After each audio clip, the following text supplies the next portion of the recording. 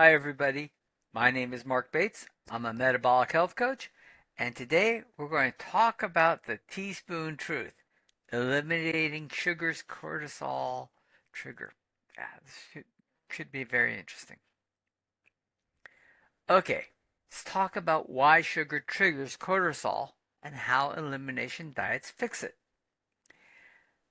The difference between healthy and diabetic blood sugar is just a quarter teaspoon of sugar. Did you know that? This single fact fundamentally changes how we should think about what we eat. When we discuss metabolic health, we often miss the forest for the trees. We debate macronutrient ratios and superfood benefits and this and that, and we simply overlook the one basic truth. Our bodies must maintain a remarkably tight control over blood sugar for a good reason. Healthy blood contains approximately 4 grams of sugar, about 1 teaspoon at any time. That's the most you should have in your blood at any time. Okay? The threshold for diabetes, right, is just a quarter teaspoon more. That puts your blood sugar well above what it should be, and if you keep that up, you will eventually reach that diabetic level, right?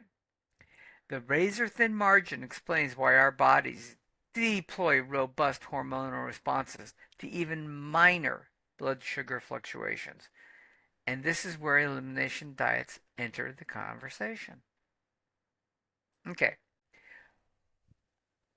There is one protocol which I really believe in, and it's the elimination protocol. And Judy Cho, who is a board certified uh, nutritionist and a UC Berkeley graduate, is an author who has written extensively on this, and I do like her work.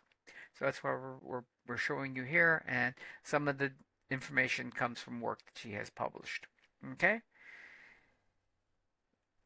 The idea of an elimination diet is not a new concept, and they have significantly evolved over the last several years for metabolic reset tools, right? Judy Cho has been a very prominent writer in here. She is a board certified holistic nutritionist and UC Berkeley graduate, as I've mentioned before. And what makes her different is she advocates for an all meat elimination diet, basically a carnivore diet, as a starting point for chronic illness recovery.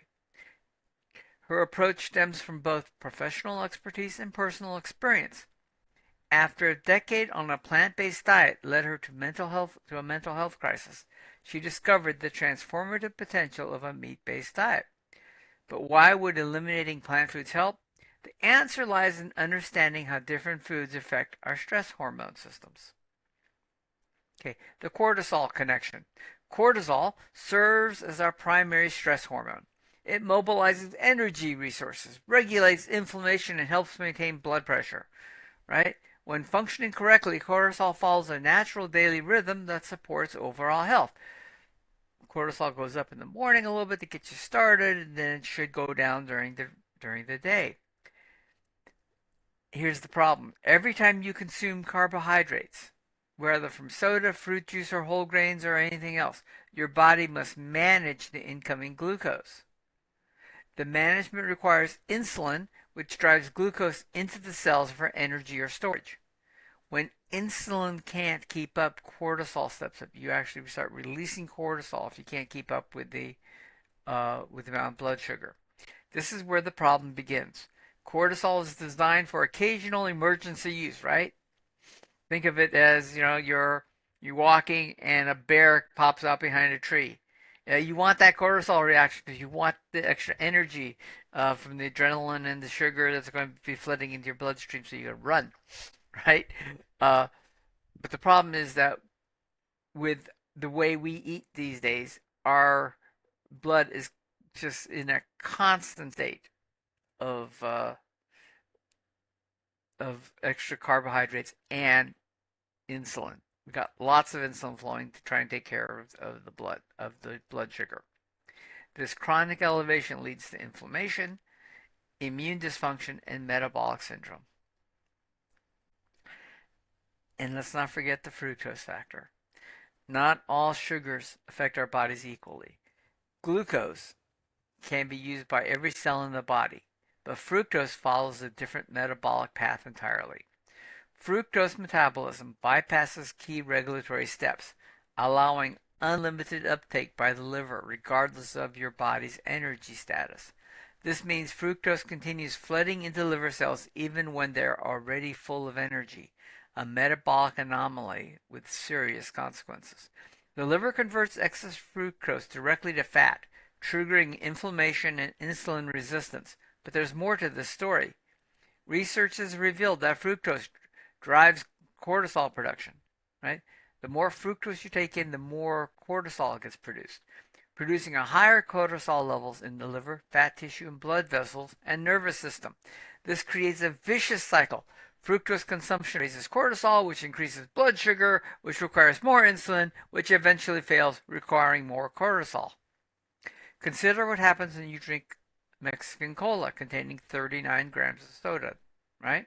This is the soda that uses cane sugar. That's nearly 10 times the sugar in your bloodstream, suddenly demanding processing, right?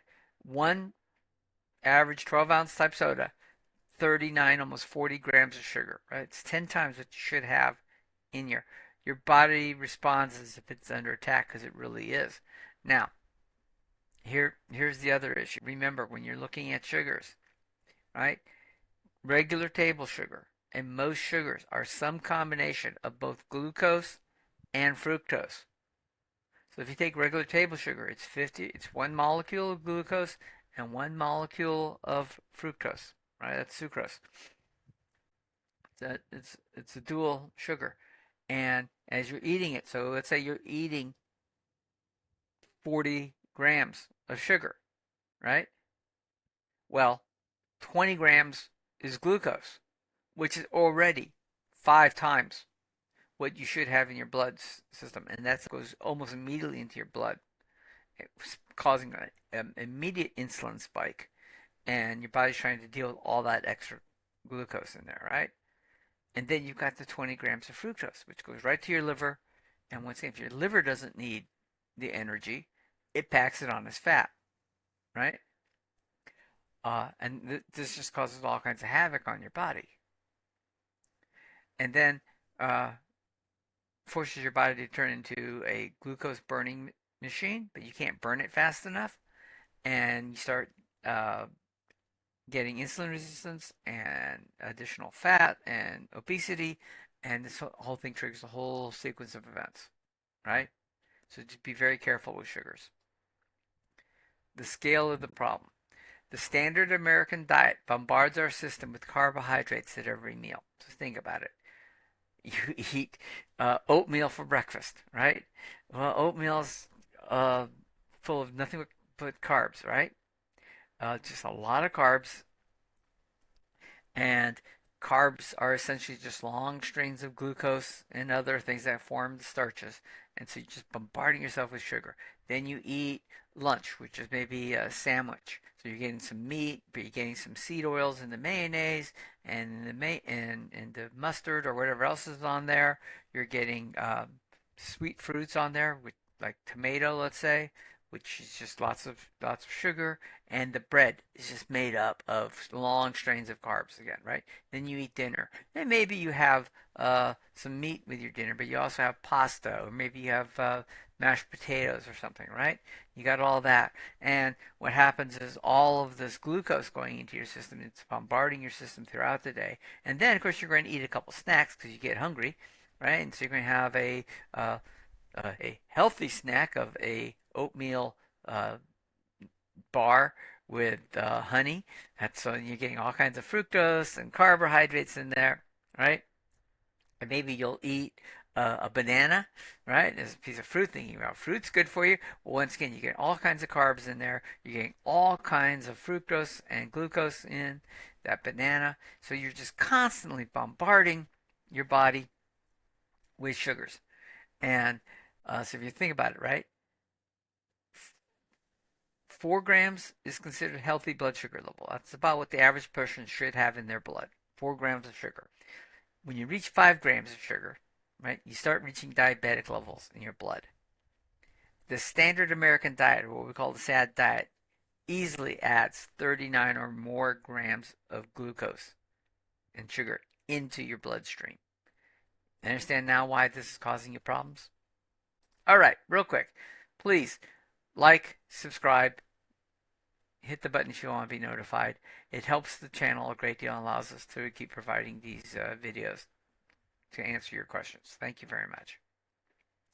Okay, why elimination works when moderation fails. And this is one of the things I hear all the time. Well, can't I just eat in moderation? Well, traditional dietary advice is yeah, eat smaller portions, less sugar, and more whole foods. However, this approach fails because it misunderstands the threshold effect of metabolic triggers. Even moderate, small amounts of certain foods can maintain the insulin cortisol cycle. Elimination protocols demonstrate the power of temporarily resetting metabolic pathways. By removing all potential triggers, these diets allow the body to regain insulin sensitivity, normalize cortisol rhythms, and reduce inflammation, offering a significant metabolic reset. Right? Judy Cho describes in her books that the carnivore-based elimination protocol takes this concept to its logical end result. By eliminating all plant foods and basically all carbohydrates, right? You take away that issue from your body and let your body restore functions over time, right? The results here can be very dramatic for people with dysregulated metabolism. Blood sugar will stabilize, cortisol rhythms normalize, and inflammation recedes. Okay? This is where science meets self-discovery, the reintroduction phase. The elimination phase is just the beginning, right?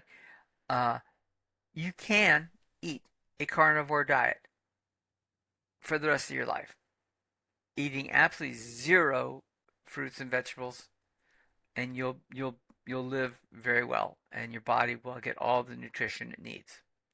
But for many reasons, some people want to have some reintroduction of vegetables in their system. Okay? The idea here is that go completely carnivore to break the cycle and allow your body to heal. Once your body has healed, then you can start slowly reintroducing things into your diet. Once again, look for whole foods, get away from the grains, get away from the heavily sugared fruits and stuff. But you can start methodically reintroducing one food at a time to see how you respond to it. Okay? And if you respond well to it, then you can keep that in your diet. Just understand the levels of moderation you need to apply. Remember, 4 grams of sugar is what should be in your blood generally, and if you get to 5 grams, you're at diabetic levels. Especially if you maintain that level constantly. So be aware of how much you can really bring back in, and be very aware of how your body responds to it. Okay? But the other thing is, remember, when you reduce your glucose to effectively zero, if you go completely carnivore, you're also reducing the lectins, oxalates, salicylates, and other things that are in plants that can trigger immune responses in sensitive individuals. So be very careful about reintroducing these. Okay? And also remember that all of these carbohydrates and other things that are in plants can disrupt your hormonal balance. Seed oils, high in omega-6 fatty acids, promote pro-inflammatory signaling. Food additives can disrupt gut microbiome balance. Even fiber, which people on the SAD diet say you need to have, and you really don't, can exacerbate gut issues, okay, in some people. The best way to see what really affects you is eliminate it all. Get down to the simple food that your body, we know by its design, can easily handle, and then start bringing stuff back in after you've healed. Okay? That's the plan. The fat factor in hormone health. Another often overlooked aspect of elimination diets is their typical higher fat content. This isn't accidental, it's metabolically strategic. Cortisol, like all steroid hormones, is synthesized from cholesterol. Adequate dietary fat provides the raw materials needed for hormone production. Many people, especially women, remain afraid of dietary fat even when following carnivore protocols. This fear can undermine results, as insufficient fat intake may compromise hormone production. You need a good amount of fat to produce hormones, especially for women. Okay? The elimination approach typically emphasizes nutrient-dense animal fats, precisely the building blocks our bodies need for hormonal health. So keep that in mind. By limiting yourself down to just meat, and preferably ruminant meat, beef, bison, right? Lamb, you're getting proper protein and fat in proper amounts, and you're getting fully bioavailable versions of the protein and fats in ratios that your body wants. Okay? Let's talk about the practical reality of elimination. Implementing an elimination protocol requires preparation and commitment. The initial adjustment period can be challenging as the body adapts to new fuel sources and detoxification pathways are activated. Right? Common temporary side effects include fatigue, headaches, and cravings. This is commonly called the keto flu. These typically resolve within days to weeks as metabolic flexibility improves. Okay? One of the things I do suggest to help with this, though, is remember, a lot of this happens because your gut microbiome is used to eating a lot of carbohydrates and a lot of fiber and a lot of plant foods. And it takes your gut microbiome some time to adjust to eating proteins and fats. I normally suggest between 1 and 4 weeks the elimination period, which is you slowly reduce the amount of carbs and foods that you eat as you shift towards a carnivore diet. Now, initially, definitely get rid of all the processed foods, get rid of the seed oils, right? But keep some vegetables, keep maybe a little bit of fruit in your diet for the first couple weeks. Keep lowering it down. And the idea is to get from whatever hundreds of grams of carbohydrates you're eating per meal down to a total daily use of under 20, right? And you can do that over a 4-week period, and your gut will be healthy. You should have almost no keto flu symptoms from doing that. If you try to switch too quickly, just be aware that for a few days, you're going to feel a little sick. This keto flu comes in. It's kind of like having a cold or something, right? It's nothing that's should be too scary. Just be aware that you're going to have that. Okay? The there's more than just your individual health. Okay, there are other implications in here. The elimination approach challenges fundamental assumptions in our food system and healthcare model. Right? So this is one of the basic things here. We suggest that many of the diseases of civilization, right? These are the chronic diseases, may be simpler to address than we've ever believed. If metabolic syndrome, autoimmune conditions, and other even mental health disorders share a common trigger, which is inflammation and hyperinsulinemia and insulin resistance, then eating a diet that eliminates those functions can help effectively all these chronic diseases. And we've seen that in case study after case study. Okay? So these questions deserve serious consideration, especially given the mounting evidence from clinical practice. The implications beyond healthcare to agriculture. There is a big drive to reduce meat production because it's supposedly bad for the planet. Yet the exact opposite is the case. Good regenerative farming, it actually replaces carbon into the soil, allows the soil to store water more effectively, and it actually starts to rebuild the topsoil. Now, here's the big thing: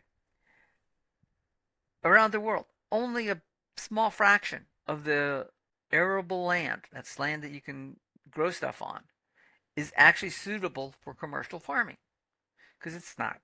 It's on hills and it's rocky and all kinds of other things, right? You need flat land that you can till and you can use mechanical means and all that. Well, cows don't eat that. Cows are not on that place, that land. But cows and sheep can get into places that the tractors can't. So almost all the arable land is available for grazing by ruminant animals, and we're not going to affect the rest of the food supply.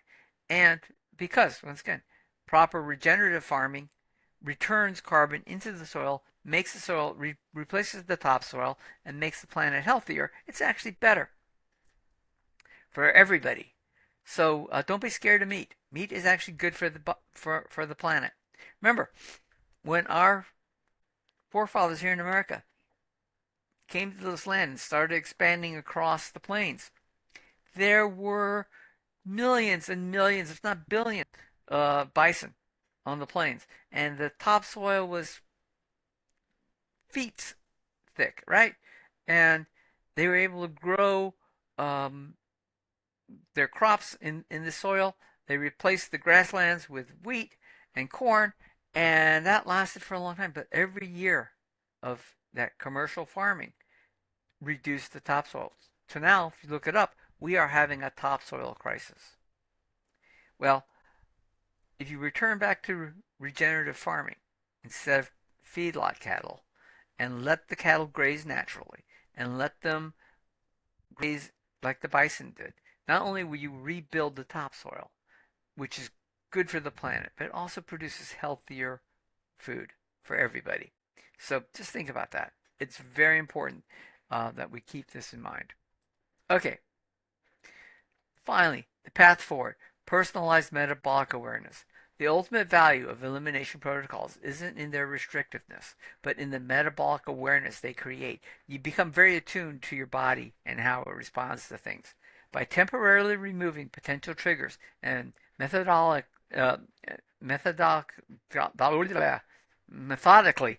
oh my goodness, reintroducing them, we gain unprecedented insight into our unique physiological responses. You become very aware of how your body responds to food.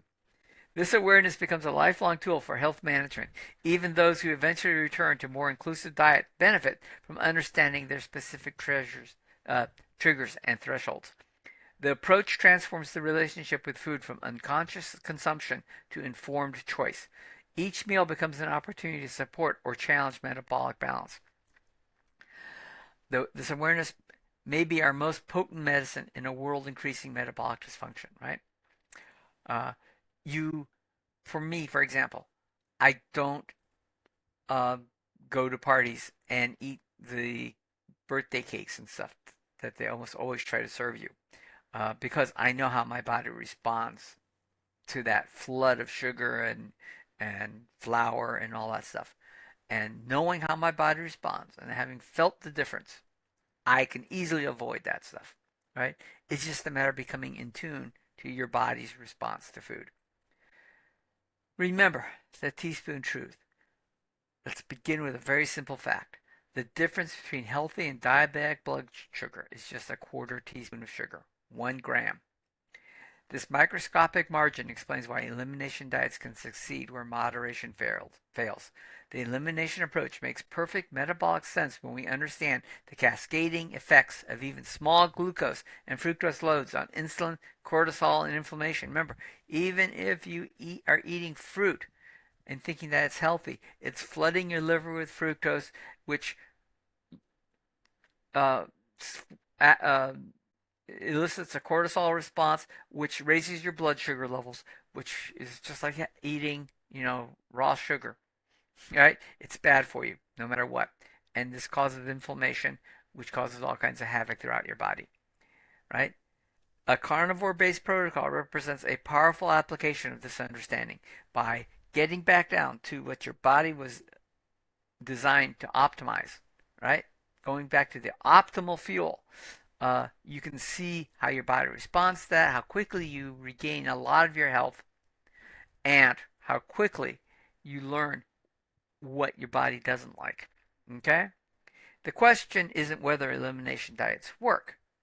They work on both sides of the fence. By the way, a lot of vegans are doing an elimination diet, but what they're eliminating, they think is meat, but what they're really eliminating for the most part, and I went down that road once in my life, is all the processed foods. And they're trying to eliminate those processed foods, and they feel better. Well, guess what? The same thing happens with here. But what ultimately happens on vegan diets, and I can attest to this personally, is that your body starts to crave the meat because there are nutrients and there are um, and there are amino acids and other things that are not in vegetables, and your body knows that. And and no matter what you do, if you're eating a vegan type of a diet, a plant-based diet, you're getting a lot of excess carbohydrates in your diet, no matter what you do. And those excess carbohydrates turn into blood sugar, which drives hunger signals, and you start getting very hungry, and you're not building muscle as well. So yeah, there are lots of issues with a vegan diet. Okay, but it's also by definition an elimination diet because you're going to eliminate a lot of bad foods if you go that route, and that helps in the short term. It does. Right? So elimination diets do work. The question is which basis is the best for your body the way it was designed? And my contention is for the most part, carnivore diet is the best elimination diet for your overall health. All right? Thanks for watching. If you have any comments or questions, please leave them in the appropriate section on there. And if you have any ideas for a video you would like me to follow up on here with for questions you may have, leave that in the comment sections as well, and we'll get to work on it. This is the community, and let's learn together. Appreciate your help. Thank you.